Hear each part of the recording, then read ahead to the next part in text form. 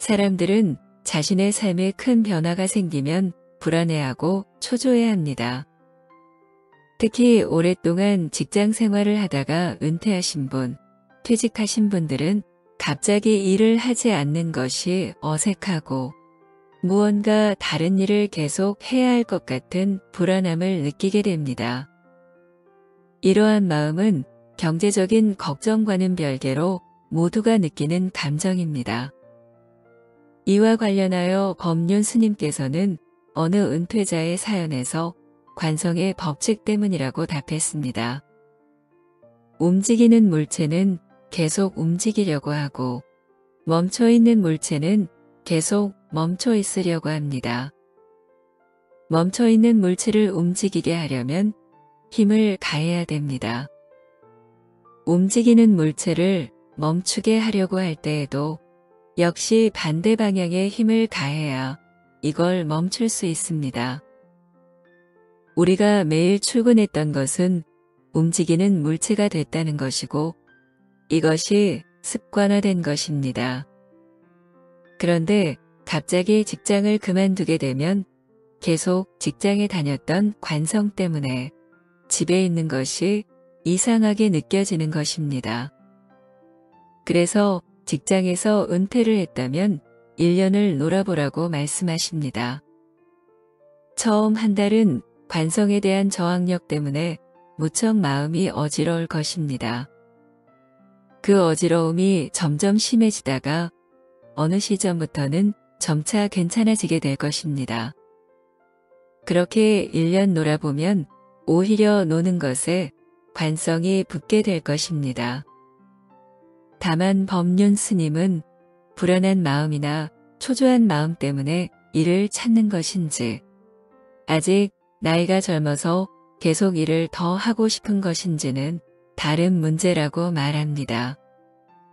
일을 해야 하는 명확한 이유가 있다면 일을 하는 것이 맞지만 관성에 의한 불안 심리 때문에 일을 하려는 것이면 죽을 때까지 이 성질로 살아야 되므로 죽을 때까지 일하다가 죽는다고 말씀하십니다.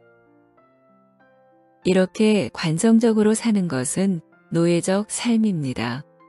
그러니 내가 주체적으로 일을 하겠다고 생각한다면 1년을 놀면서 일을 하는 관성을 없앤 다음에 그때 일을 다시 할 것인지를 주체적으로 선택하라고 조언하십니다. 법륜 스님의 이 조언은 우리의 삶에서 변화를 받아들이는 자세와 주체적 선택을 어떻게 할 수 있는지를 깨닫게 합니다. 모든 변화는 저항을 받습니다. 인생에서의 변화는 불안과 초조함을 통해 저항을 받고 있음을 느낄 수 있습니다. 이러한 상태는 시간이 지나면 점차 괜찮아집니다. 그리고 새로운 관성이 생기게 됩니다. 그렇게 새로운 관성이 생겼으면 나의 주체적 선택에 의해 또 새로운 변화를 만들어낼 수 있습니다. 주체적으로 사는 삶은 관성에서 벗어나 자신의 목표와 가치에 따라 삶을 적극적으로 조정하는 것을 의미합니다. 자신의 선택과 의지를 바탕으로 삶을 설계하고 행동하는 것을 의미합니다. 자유롭게 선택할 수 있는 영역을 확장시킴으로써 보다 의미 있고 풍요로운 경험을 쌓을 수 있게 해줍니다. 여러분은 지금 어떤 관성에 빠져 있나요? 아니면 관성에 저항하는 큰 변화의 상황에 빠져 있나요? 관성은 우리가 편리함이나 안정성을 추구하는 자연스러운 성질입니다. 현재의 모습을 유지하는 관성에 빠져서 변화를 시도하지 않는 것도 좋지 않지만 우리의 삶에 큰 변화가 생겼을 때 불안과 초조한 마음 때문에 다시 기존의 습관으로 빨리 되돌아가려는 것도 좋지 않습니다. 지금 관성에 끌려가는 삶을 살고 있다면 내일도 1년 뒤에도 10년 뒤에도 우리는 계속 관성에 끌려가는 삶을 살게 됩니다.